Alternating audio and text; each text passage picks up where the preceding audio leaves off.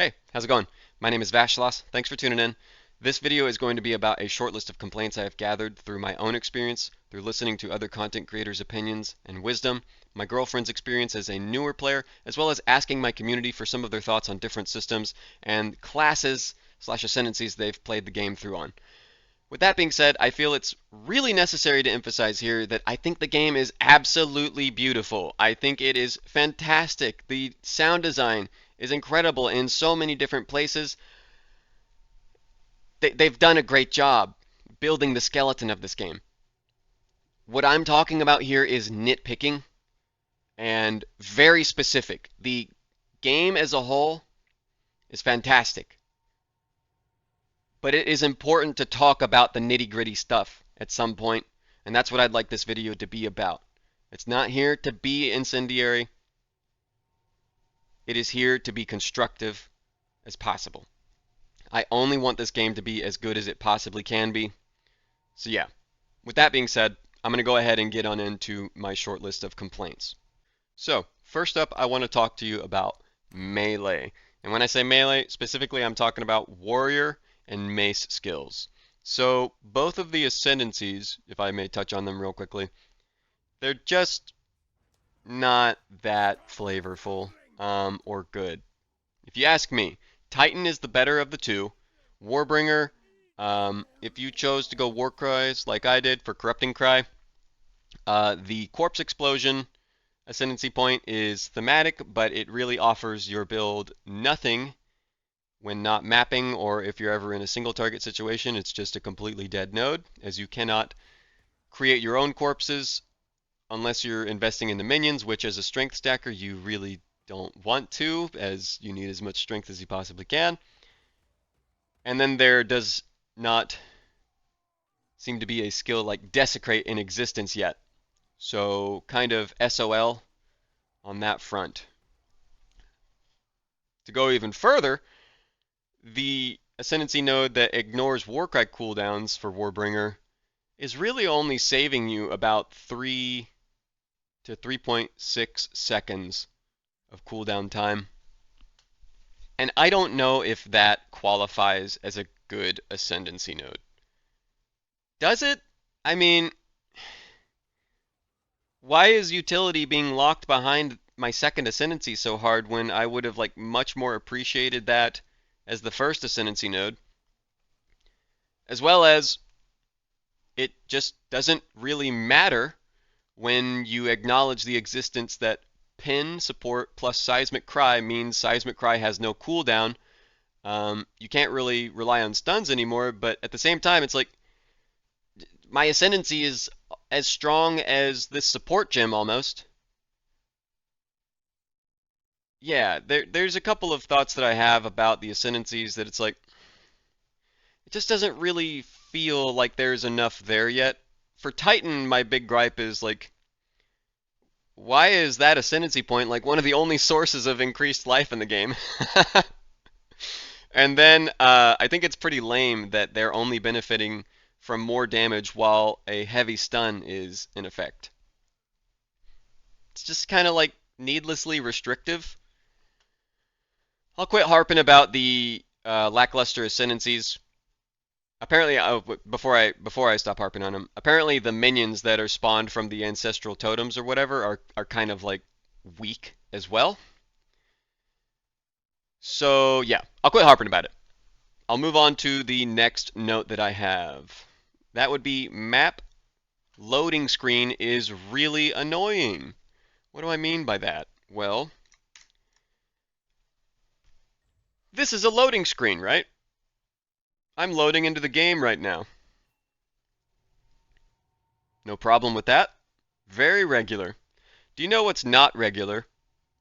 Clicking your waypoint and having a loading screen. What about exiting the waypoint and having a loading screen? You get a loading screen when you open it. You get a loading screen when you close it. Doesn't always happen, but let me go change areas. Oh, there's another loading screen. I feel my afternoon slipping away from my fingertips. Give me another loading screen. Okay, I only changed areas once. So surely, brief loading screen. What if I go over to Act 2? Loading screen. What if I go back to the act I'm already in? Not as much of a loading screen that time. Okay, it's improving, it's improving. But you get what I mean, right? You get what I mean. It is a little clunky right now with the loading screen. It's early access beta. This isn't really that huge of a thing. I'm sure they're going to get around to it eventually. Up next is the well, and why the well doesn't feel very good. So I've got a random map here, right? We're going to go into the random map. We have to go through our loading screen in order to enjoy that random map. We made it through. Woohoo! Let's get to enjoying it. Hopefully we don't take too much damage. Oh no, I'm out of flash charges. I don't want to die. So let's go back through our loading screen. Head over to our well. Drink those flash charges. And then go back through our loading screen. And then we can get back to enjoying the game. You see the problem here? That isn't exactly a very fun gameplay loop. I don't want to have to go through multiple loading screens. That's just not cool, man. If I may, I'd like to give you a little bit of an example from Diablo 2 for these well mechanics. I think GGG would be smart to take some inspiration from. So there's two types of wells, right? And, oh, my wolf form went off. Basically, there's town wells, and there are environmental wells. True, Drognin, true. So Farah is the town well for Act 2. You talk to her, you have a nice audio effect, blah. You refill your life and mana bars when talking to her. It's very satisfying, and to boot, you can also trade and repair at her. Boom. So that is the town well example from Diablo 2. It's usually an NPC. Let's go find one of those environmental wells out in a dangerous area like the dry hills. Would you look at that? We found a well. We'll need to take some damage in order to illustrate its usefulness. Here are some monsters. Hopefully they'll hit me soon. They did.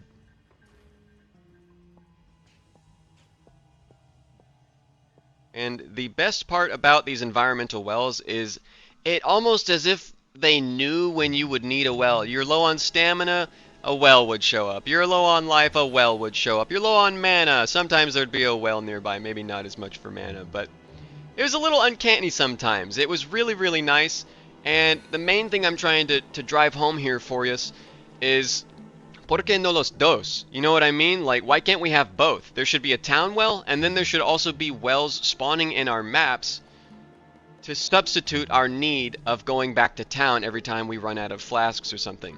I also think that it would be pertinent for me to touch on the difference between flasks and potions is probably contributing to some of this friction we're experiencing in Path of Exile 2.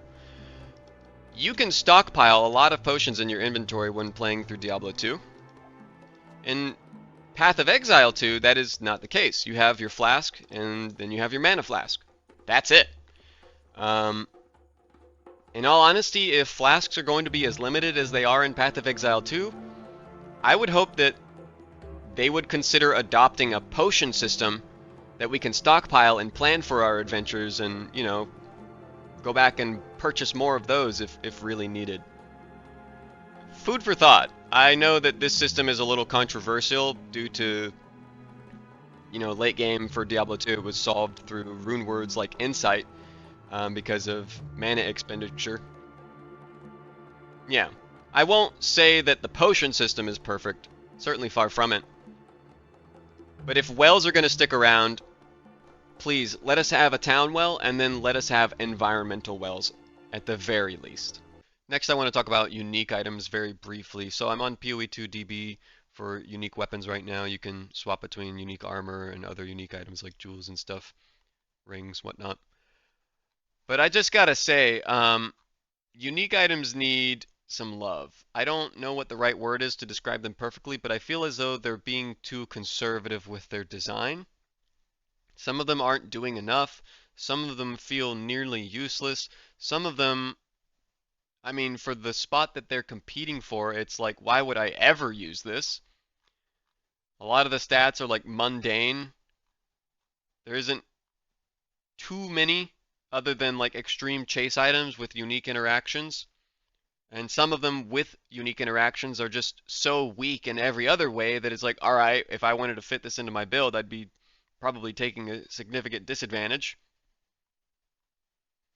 This isn't to say that you can't fit uniques into your build and still have it work, or, you know, that you can't pog out with some interaction. I'm sure there are some, but just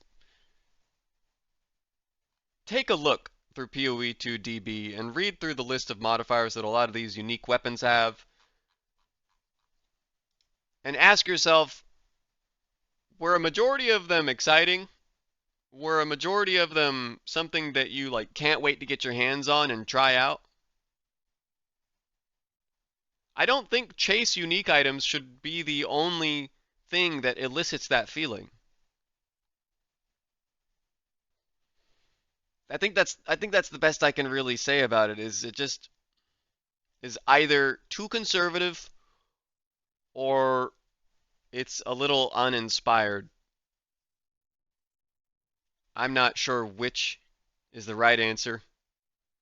And again, I'm really not here to make anybody feel bad about the design of these items. Um, Graphically, I think they're absolutely gorgeous. You should see like Cloak of Flames in game. My goodness, that is a beautiful, beautiful item. So, I mean, Cloak of Flames in general, I would say is still designed perfectly fine. Ghost Wraith, probably perfectly fine. It's that the entire roster is warped by these asymptotes of like viability, right? It's just like, yeah, that's not viable, that's not viable, that's not viable. And then suddenly there's like a couple of unique body armors that are just like, these are it. Nothing else. I don't like that. I think if it's a unique item, it's gotta have some sort of significance. It shouldn't exist just for like flavor text or like, oh, you got the wrong unique base item. Correct me if I'm wrong, but a lot of these unique items just seem to be sussy at best. I'll stop talking about it. We'll move on to the next point. Now I'd like to talk to you about the Trials of Ascendancy. Not too many people are fond of these right now, so much so that a lot of them are considering their characters done after only ascending twice, when you can ascend a total of 4 times. I think this is a big mistake on their part. They've really got to figure out how to prune some of the friction in Trials of Ascendancy. Some people are saying that it's fine, other people are saying that it's the worst thing that they've ever experienced, and I gotta say, I'm kind of in half and half. I have another video where I say that Trial of the Sekhmet is fine, but that doesn't mean it's free of frustration, and the same is true of Trial of Chaos. So I would like to comment on those frustrations. Now, the primary example for both of these trials frustrations is RNG. RNG is probably 9 times out of 10 going to be the thing that frustrates you the most in these trials of Ascendancy. Because in Trial of Chaos, you can just get things like minus max all resistances, or you can get 400% increased critical strike chance, or you can get monsters can't be stunned anymore, which may be a centerpiece of your build, or maybe you got damage gained as chaos, and it's not just physical gained as chaos, it's damage, all of it. So there's a lot of raw stat checks. There's a lot of just numerical subtractions. There's sometimes I think there's even like a reduced movement speed one, which is just like you're dead. You've lost if you choose that one. I don't think these things belong in PoE 2. They maybe belong in PoE 1 because PoE 1 is a far more stat checky game, and I I just think it's kind of bad. I really disagree with stat checks. Um, I'll try and move on from that though, because what I think they would do well to focus on more instead of the whole stat checkiness is active effects, right? I'm not the biggest fan of Arch Nemesis, but I think it's inspired them to create more effects like this here, Volatile Fiends. There's other ones like the beating hearts that spawn, and if you walk out of them, they'll stun you.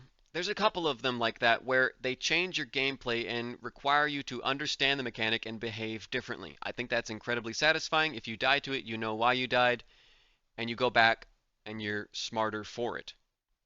there's nothing to learn other than I don't have good enough gear or a good enough build when faced with things like minus max all elemental resistances, or oh, I'm playing a stun build, or oh, I got one shot because I just don't have enough of a life pool or a energy shield pool. For Trial of the Secama, it's like you can go through multiple floors and then you're like locked into a certain path headed towards the boss, and like, oh, the room right before the boss that I cannot choose anything other than that one room gives me 50% less damage. It has literally happened to me. It is incredibly frustrating. I don't think they should be putting their players through that kind of an experience. What is the intent if they are wanting to put their players through that kind of an experience? Just to frustrate them? Just to like, I don't know, watch them writhe or something? Yeah. A lot of frustrations when it comes to the RNG aspects of Trials of the Secama. On top of some of the bosses are just total bullshit. I mean, the bird boss in Trial of the Chaos where he spawns a gigantic tornado. What do you mean avoid that one?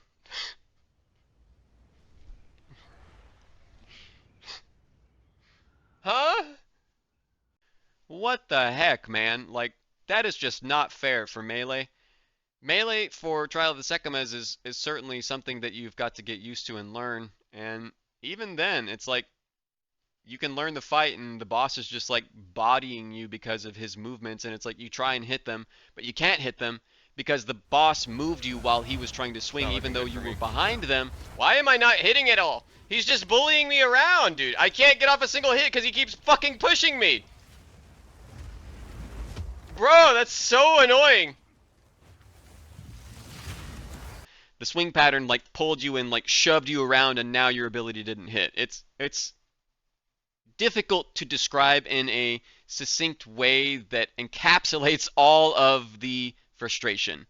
So I think that's all I have to say about the frustrations of the trials themselves. For the ascendancy nodes that they grant, some of them are just really lackluster. I'm going to use a Witch Hunter node as a primary example. Obsessive Rituals, why does this come with a downside? Why are there ascendancies with downsides? This does not make sense. Please make it stop. Make downsides only on keystones. Please. I don't want to see downsides on my ascendancies. I don't want to see downsides on my notable skills. I don't want to see downsides on my unique items that already have a downside. What is it? I've got a chest piece on that has one downside by reducing my other attributes, and then it's got a second downside by not letting me have any life regeneration rate. Which is like one of the main reasons to be a life build. Yeah. They've got a fancy for downsides right now. I'm sure it's part of their like balancing philosophy. I'm sure these things will be walked back in time. But it's certainly worth mentioning that there are multiple ascendancies with ascendancy nodes that, compared to some of their other options or the options of other classes, it's just like, what the heck, man? Why do you hate us? I'm exaggerating there. Just to be clear, I'm exaggerating. They obviously don't hate their players, but there's a little favoritism going on. We gotta be honest here. There's a little favoritism. So that's all I have to say about ascendancies. We're gonna move on to the next point. Here's the thing too. Path of Exile 2 kind of smells like POE1. A lot of the rare modifiers are copy and pasted with just a new coat of paint. A few of the modifiers that are new, while new, aren't really that fun to engage with, like Temporal Bubble, as well as some older Arch Nemesis modifiers still sticking around and continuing to frustrate everybody, like Mana Siphoner. I think the easiest fix for Mana Siphoner is to break it down into two types of siphoners. There should be a Mana Siphoner that only siphons mana, and then there should be a Blood Siphoner or a Life Siphoner, and it's a red circle instead so that you can differentiate them, as well as Mana Siphoner and, the proposed new Siphoner modifier would need increased radius so that you actually have room to run around and maybe, I don't know, be a sorceress or a ranger while being chased down by a million movement speed modifier monster that also has Mana Siphoner on it. Food for thought on those modifiers. I would also like to comment on Detonate Dead still being in the game. I killed a monster, I walked forward, I died because something from off screen casted Detonate Dead. Why is this still here? Please let me off of this wild Detonate Dead ride. I don't want to die to it anymore. every league mechanic that we're currently experiencing is from PoE1. Arch Nemesis is still here, Breach is still here, Delirium, Ultimatum, Forbidden Sanctum, you name it, right? Some of them are just outright worse, like Essences and Strongboxes are just, I can confidently say those are just worse versions of the Path of Exile 1 versions currently. And I think all of these things here being in tandem really gives off this feeling that I'm not really experiencing anything all that new yet. I think I just need to be patient with this. It is early access beta after all, and not to discredit anything else that I've said by saying that, but you know, if I want something new, I'm probably going to have to wait a little bit in terms of a league mechanic because they're still ironing out the rest of the game. But I felt that this is more of a me opinion than like something that I've gotten from listening to other content creators or anybody else. It's just a gut feeling that I have of like, I'm kind of playing PoE1, aren't I?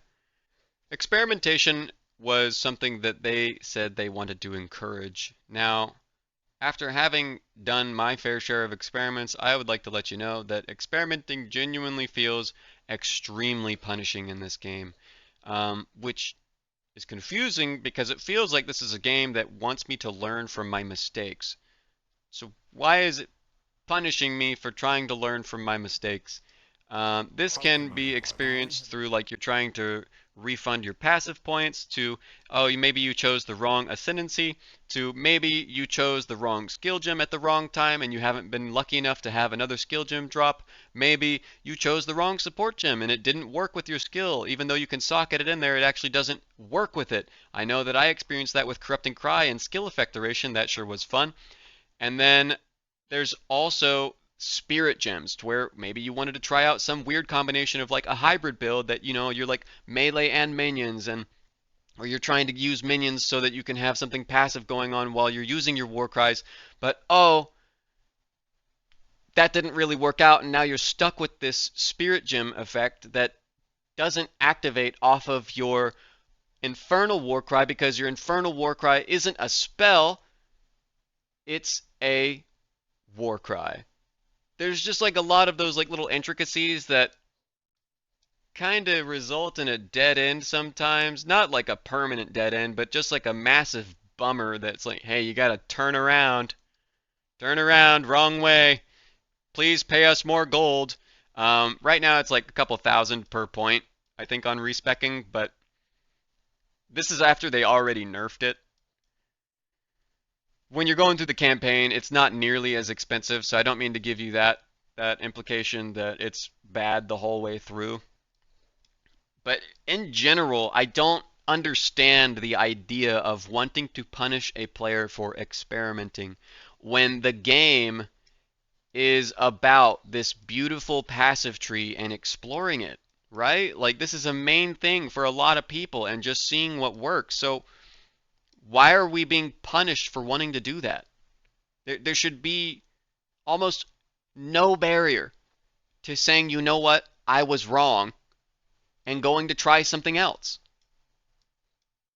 The only thing you should experience a barrier with in that nature is probably your gear, right? Like, it's not like you can just materialize new gear.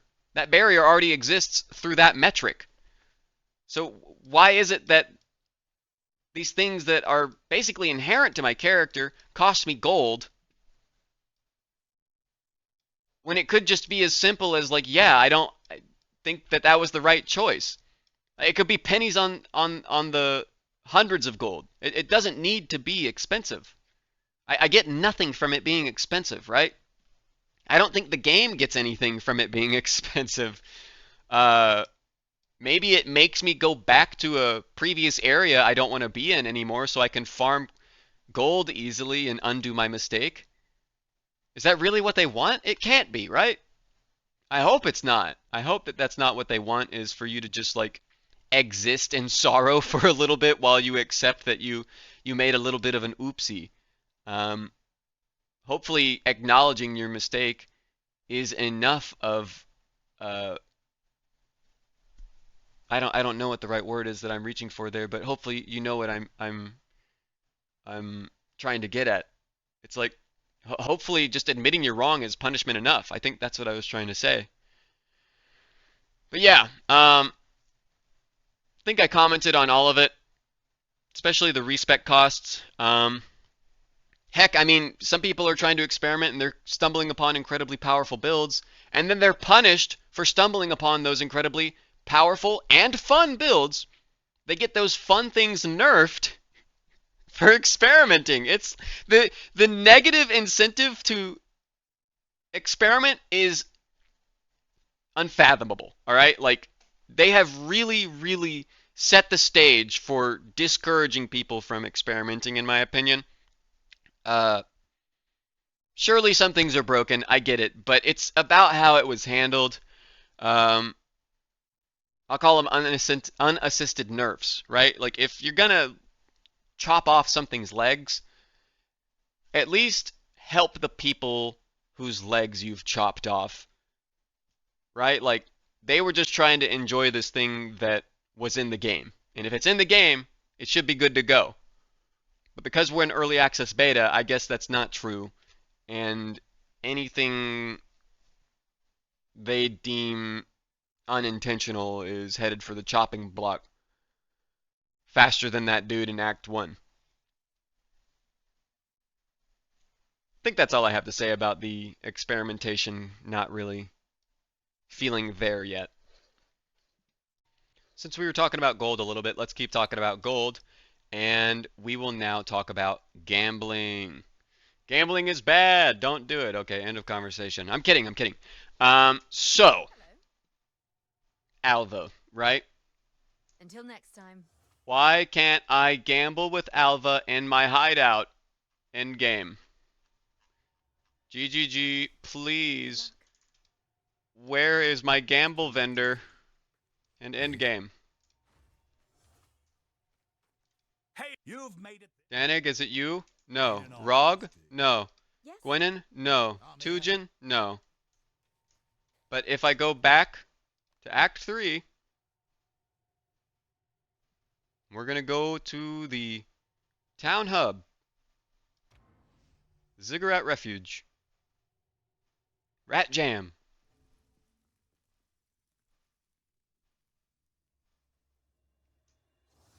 We'll head over to Alva. Hello. And no way! Buy or sell items. She lets us gamble. Alva, you toad, why aren't you letting me gamble in my hideout? Alright, so now that that's out of the way, here's a ring that I complained about in a previous video. I picked this up on my first character ever, leveled to level 75, and then decided that I wanted to try out the same build on a different Ascendancy, swapped over all my gear, including this ring, and then continued to spend millions of gold gambling trying to replace it to no avail. So I have yet another 165,000 gold here, and we're just going to buy a few rings and see on if any of them are an actual upgrade. We're looking for a ruby ring. Hey, we got a ruby ring. And it doesn't look like we got anything even close. I don't see anything with fire resistance. Yep. All of these are just... wow. Amazing, right? Really good stuff. So, gambling feels like a pipe dream. It feels like an utter pipe dream, on top of being a little frustrating that you can't just bring the gambler to your hideout. She must have you gamble here in the Ziggurat town. But yeah, this is what crafting is like too. Right? It's like I bought a bunch of gambled bases, and I tried to regal them, and it all resulted in even horrible, even more horrible looking items. Just a quick note on the side. Not only does gambling feel bad, and as I was saying, crafting feels pretty bad too, I have held myself to the flame in that I do not want to buy any rare items with the trade site. I want to make my own rare items. If it's a unique item, sure, I will give in and go to the trade site and buy it. But I think it should be a little bit more obtainable in obtaining your resistances. I have no idea why these modifiers feel so uncommon.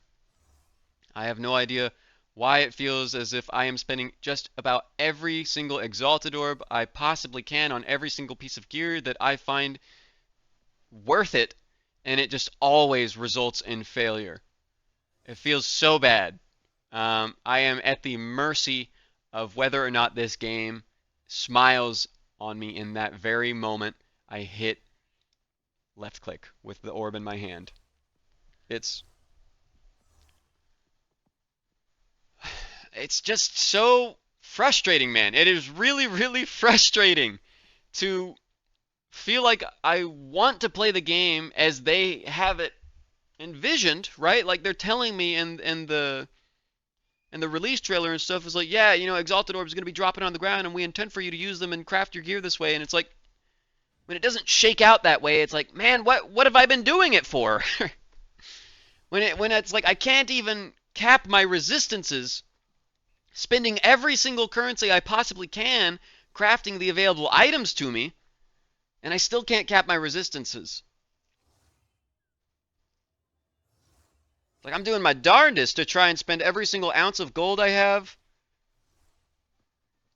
taking the white bases and using alchemy orbs on them, orb of transmutation, orb of augmentation, regal orbs, chaos orbs. I don't really every time I've used one it just removes the stat that I want. Somehow vol orbing my Chober Chobber turned it into a higher intelligence requirement, even though it doesn't have a higher roll. It's just flat 100, but it turned it into 109. And then the crit chance is 5%, but it somehow rolled it to 4.15%. I'm getting screwed here. But, you know, personal experiences aside, crafting is at an all-time low. And I cannot seem to get an upgrade in the ways the game has laid out for me to accomplish that. Another thing worth mentioning is being pushed around by monsters is just not fun. I don't know what the intent behind it is, but I know that it is one of the most frustrating things in the game currently to be minding your own business or going through the game, and then out of nowhere a Roa just comes in from left field and starts pushing you around. Or what about, you know, you're trying to move around these monsters and they're just pushing you out of the direction that you want to go. Like, it's just a little too much.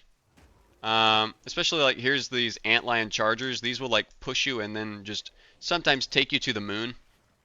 There's a couple of monster types that'll do it. I'm sure you've experienced it by now. It's very frustrating. And I should probably mention at the same time that it's of the same vein of being blocked in. It's just another way you're losing control of your character that just means you're not really like playing the game, right? Like, oh no, look, I'm blocked in, and if I don't have like the right tools or if I'm not the right build, I just don't get to move or play anymore. Or you're just going to be like dodge rolling in place, or you're going to be like holding up your block and then dodge roll and hold up your block and dodge roll. I don't know. I'm just not completely in love with it. Maybe it will get better in time. But right now, being pushed around by monsters is just such a buzzkill. It's such a buzzkill. Excuse me. Excuse me! I'd like to move! You get it, right? Let's talk about the Gemcutting menu real quick. So, it feels like something's missing. Why are gems still items? In my opinion, it would be ideal if like you click this socket right here, right? And it just opens up a list of available gems you've already unlocked through the rest of the Gemcutting system. Same goes for the support gems. Why can't we just click the socket and it shows a list of acceptable support gems that will actually work with it instead of just, I don't know, it's like some of these support gems will be like, yeah, I work with it, but I don't actually affect it. It's like, it's such a monkey's paw situation of like, you got your wish, but you didn't think of the consequences. I'll stop talking about it. I like whoever's idea it was to have Jeweler's Orbs affect the row of sockets instead of the skill gems themselves, if we're not going to have it all completely contained in the Gem Cutter menu like I find it to be ideal. I think it would be great if the Jeweler's Orbs did that instead of what they currently do. And then I also think attribute requirements should probably just be slashed in half across the board. They're way too high. They are currently inhibiting build diversity to some degree. And hybridization of builds is just way too cool of a concept to let it rot to something as boring as attribute requirements. So please, please, please, GGG, reconsider attribute requirements for many, many different things, as it's just a little too steep right now to feel like experimentation is the goal. We need to talk about Blink. It is presenting a little bit of a problem for the game. If you're not familiar with what it is a reservation skill, costs 60 spirit. That is quite a lot of spirit. Replaces your dodge roll with a short cooldown spell that allows you to tunnel through space, instantly reappearing a medium distance away. That distance is 4.6 meters, and it has a 133 intelligence requirement. Pretty steep, especially when you consider that this is near mandatory to get through the Arbiter of Ash Pinnacle fight, as some of the orb distances you have to travel in a short amount of time, just too far for you to run over, unless you're probably like a Deadeye with stacked up Tailwind or something. But if you're a Deadeye, you probably also do so much damage that you don't have to care about doing that mechanic. So here's the thing about it, right? It's not that Blink is inherently bad. It's not that Blink is inherently good. It's that right now it's just a little unbalanced. If you want my opinion on it, I think that it should be moved away from an intelligence requirement, and it should just be a total attribute requirement, right? You should have a total amount of attributes to satisfy using Blink if it really is going to be necessary. If it is going to be moved away from being necessary in that Arbiter of Ash fight, and it's just kind of like extra padding for your dodge roll, I guess that would be fine too.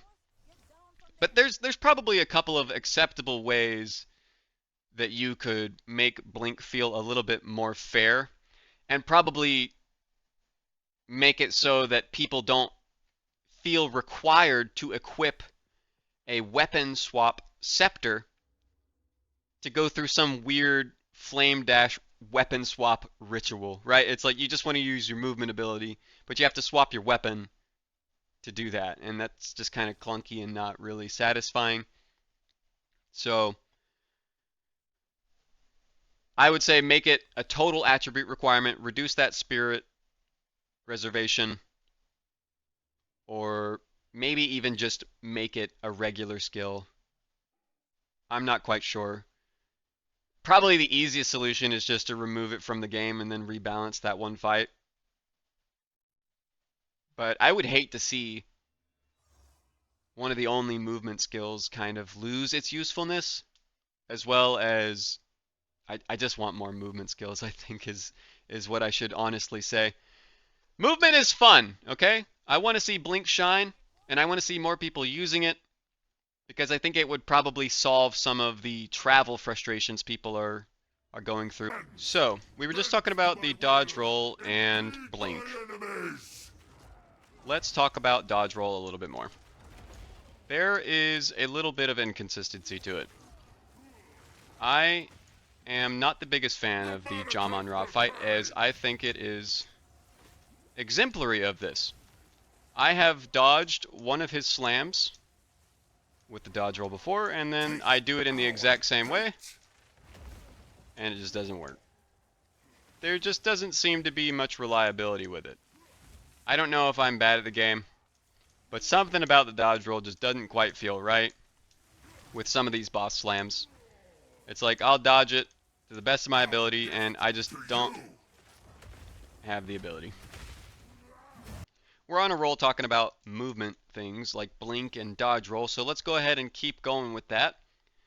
We need to talk about actual movement skills and how clunky, bad they feel. You're dead. It's kind of really all there is to it. We need some movement skills that are actually here to be movement skills, not to have a clunky wind-up animation, reduced attack speed, whatever. Just hear me out, right? Movement is some of the most fun you are going to have in a video game, bar none. Alright? There is just nothing quite like moving fast in your intellectual property of choice. From Sonic to Jet Set Radio Future to XYZ racing game to surfing in Counter-Strike. There's tons of ways to explore movement in video games, and just about every single one of them is an absolute ball. And I don't think movement in Path of Exile should be any different.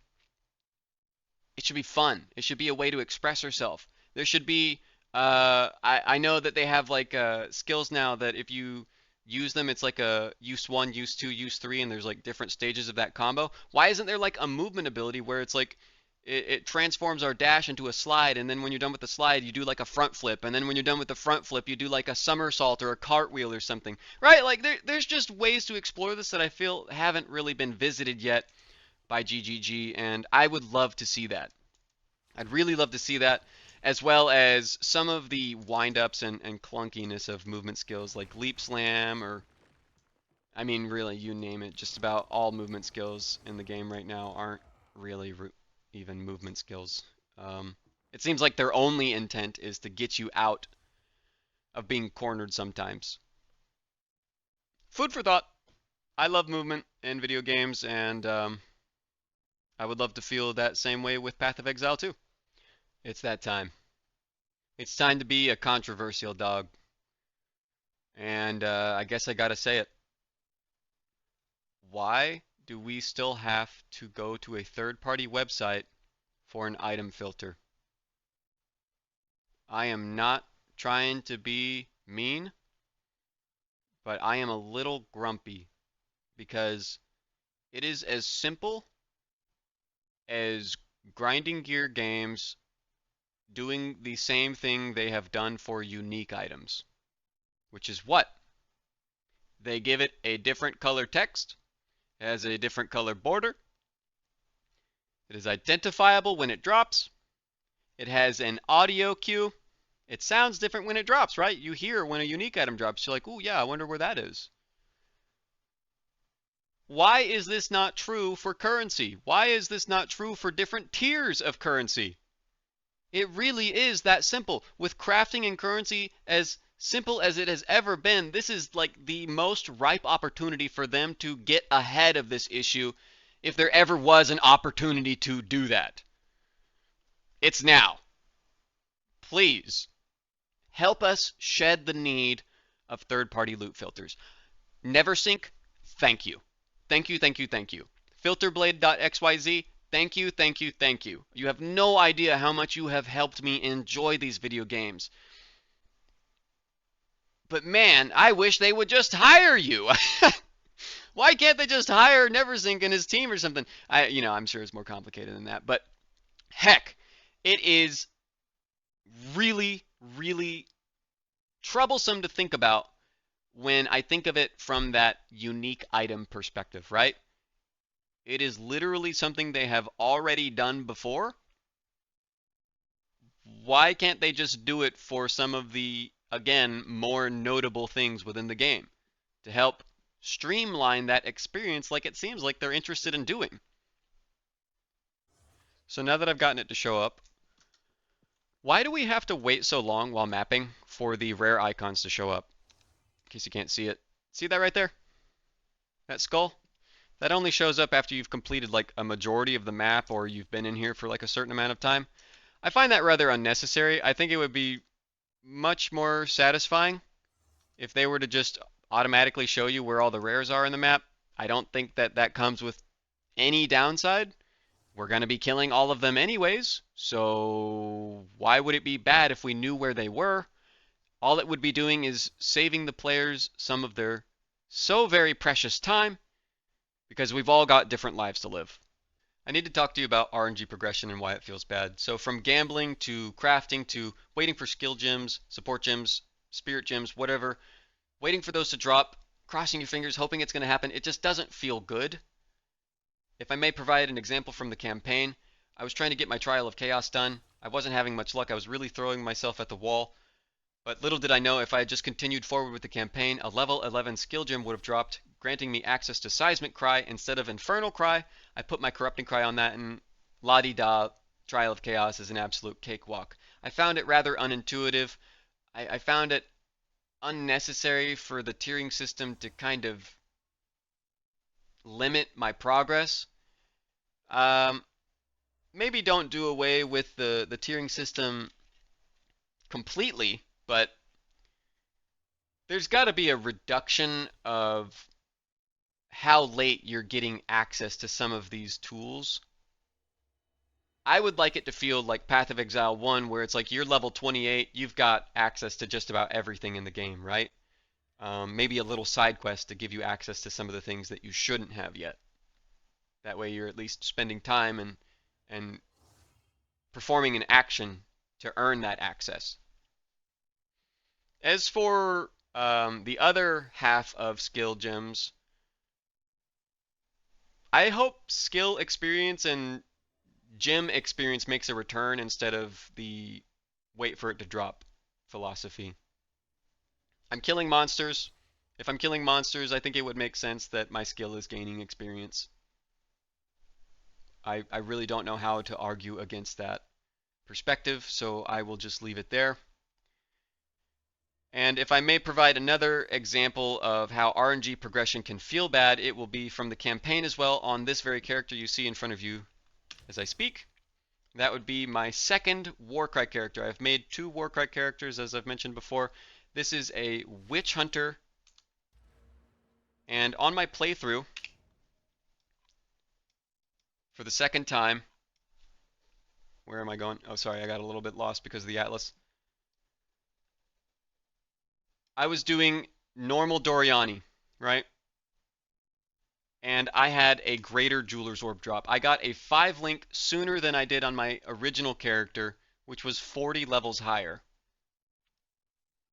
That felt really good for a brief moment, and then I experienced a indescribable sadness that it wasn't anything that had to do with me or my decisions. Just, it was an odd sense of defeat or just complete helplessness, like I'm in the river and I'm at the mercy of the cresting tide, right? Like very, very strange feeling. I should have been happy that I got my 5 link, but really there's only a brief moment of dopamine followed by like, wait, this just happened in normal when my character who's in endgame hasn't even gotten like a whiff of a 5 link. Because there's no real way to work on it, right? Like, it's either you get it or you don't, and that's it. Feels pretty bad. So I think that's just about everything I can say about how RNG progression can feel bad, referencing my own experiences. All right, let's do a little bit of a lightning round. I'm going to be reading from my list here. Armour sucks. Go and watch Kripparian's video on this for an in-depth explanation. He does a much, much better job of analyzing that problem than I ever could. This is your free spot on the bingo card. Charms, they feel terrible. I still only have 1 charm across 3 different characters. I'm pretty sure the way it works is it's attached as a modifier to your belt. All belts have 1 charm slot, and then if you get the appropriate, I think it's a suffix or a prefix, I'm not sure which, you will unlock those 2 additional charm slots. I don't get it. I think the easiest solution is at level 25, you get your first charm slot.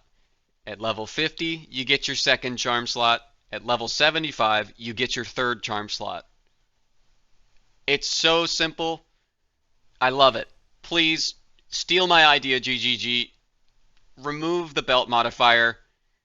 Let us naturally progress for continuing to play the game. Last but not least is chaos damage. Chaos damage is coming from way too many sources. Please chill out with that. It's coming from poison, damage gained as, on-death effects, heat-seeking orbs that follow you around, random chaos monster types, random rare chaos monster modifiers, chaos map modifiers. We've got the whole spectrum of chaos damage at all times, it feels like. So, are we all supposed to go chaos inoculation? That's what it feels like, because I'm certainly not finding enough chaos resistance on any of the gear I pick up. I'm not finding enough chaos resistance on unique items that aren't Ghost Writhe. I'm not even finding enough elemental resistances to cap out my elemental resistances on gear. So it just feels like an impossible mountain to climb. And hopefully they will tone it down a bit. Up next is a list of my girlfriend's complaints for Path of Exile 2, and just to be upfront with you, she is an incredibly new player. Path of Exile and ARPGs as a whole aren't really her genre of choice. She is only playing this because I have recommended it to her endlessly and expressed an interest to play it with her, and I love her very much for even so much as giving it a try. But I really wanted to know what she thought could be done better or things she wished were included. So I'm going to go over those now. First up is parry. Parry should be a thing. And the way she thinks it should be a thing is if you raise your shield at the right moment, you should be rewarded for doing so. And some of you are saying, well, you've got Magma Barrier on right now. That basically is parry. Hear me out. All right? And Valheim, which is where Abby says she fell in love with the parry mechanic, if you raise your shield at the right time and you parry the incoming attack, it will stun the enemy briefly into like a little bit of a wavy animation, and then when you hit them next during that animation, they will have a guaranteed crit occur. Probably a little overkill in terms of stun and guaranteed crit, but I think a guaranteed crit for parrying would kind of be acceptable in my opinion. So certainly something to be thought about there with parry. And to touch back on Magma Barrier. Magma Barrier is like parry, but just not quite parry. You get endurance charges from it, and it does a little bit of damage. But as far as, is it parry? No, it's an aura. Parry should be this innate quality of using a shield. And then you should be able to further expand upon that innate quality through your passive skills, right? Like if you're in the block section of the tree, there should be some parry nodes nearby too, so that you can explore that element of gameplay. This is, a little bit down the rabbit hole in terms of like, hey, this doesn't even exist yet, or may never exist. But I cannot get past the idea that parry belongs in Path of Exile 2. I think Abby is so right that it would just be fun if you were able to express that little bit of skill by raising your shield at the perfect moment. Maybe not like a guaranteed crit, maybe just increased crit chance, or yeah, I feel like that would be what the passive tree would be for, right? Like how good can you make that parry? What does that parry do for you? Before I forget, while we were talking about parry, we were talking about window of opportunity, because parry implies that you're raising your shield at the perfect moment, a window of opportunity, something that already exists in the game as a support gem, and, a mechanic of other skills as well. What if Magma Barrier extended that window of opportunity to make parrying easier instead of just having some fire damage burst out and then giving you endurance charges that you don't really know what to do with for a lot of different skills? So, yeah. I really love the idea of parry becoming a thing in Path of Exile. I think it should be an inherent quality. I think my girlfriend's an absolute genius for even thinking about this in the first place, because it certainly wasn't on my mind. Probably an easy way to balance out the gain of power if parry and Magma Barrier were to be a thing and work in tandem would be to increase the spirit cost of Magma Barrier. But yeah, I don't know. This is all just food for thought, right? We're pretty far down the rabbit hole. So then, let's move on. Melee doesn't feel very good. Auto attacks have felt the best so far, and I'm pretty sure she's in Act 3. That's a problem. GGG, please really consider buffing the attack speed of some of those mace skills, because it's just so clunky. All of the skills have a wind-up or channel built in, or reduced attack speed. We've heard this before. She also wanted to be faster as a warrior. Didn't feel like there was enough variety being offered at different skill gem levels. And I think she's referencing slams, because she then says, Didn't really like slams, and besides slams, there aren't many options yet. Which is correct. I think that's a correct take, because it's early access. We're kind of just waiting for more skills, support gems. Basically, we're waiting for more everything to be released so the rest of the picture can be filled in, right? So, definitely healthy to add that in at the end of a lot of the things that we're saying is yet, asterisk. Abby was most excited for swords, but they aren't available yet. That's her last note. Now for my community. There was like a flash fire conversation that occurred, and I've tried to boil it down to some of the ones that stuck out the most to me. It's really just 3 points, and I will read them now. Everyone uses a similar rotation of skills. There aren't that many different builds. With everyone having to use combos, nothing really feels different to play. I hadn't considered that as a perspective, and I thought it important to share as, you know, yeah, we are kind of being forced into a combo playstyle, and if everyone is forced to use everything at their disposal, are there really different builds or just different classes, and then we're solving things in the exact same way multiple times? I think that's a valid concern. Skills like traps, having to use their own weapon sucks. Reducing things down to a simple weapon type can be boring or restrictive. And I think they're talking about how if you want to use, I don't think traps are in the game yet, but an example that is in the game right now would be totems. And you can't use totems unless you got a mace on. So I completely understand. It's like, oh, I can't use a large portion of my roster because I'm wielding a scepter and I need the spirit from the scepter, but I don't do any additional damage otherwise. So definitely some quirkiness to the way things are set up with the Gemcutting system right now. And bosses are still getting deleted. So what's the point of all the obfuscation? With this one, I kind of resonate with it a little bit. It's like, why is it that the vision is so heavily applied in one direction and then not the other? Maybe it's just that we're currently in the holiday season and they're still on break. I know there's a lot more drama going on right now with account security and stuff, but I wanted to bring all of these complaints to y'all's attention.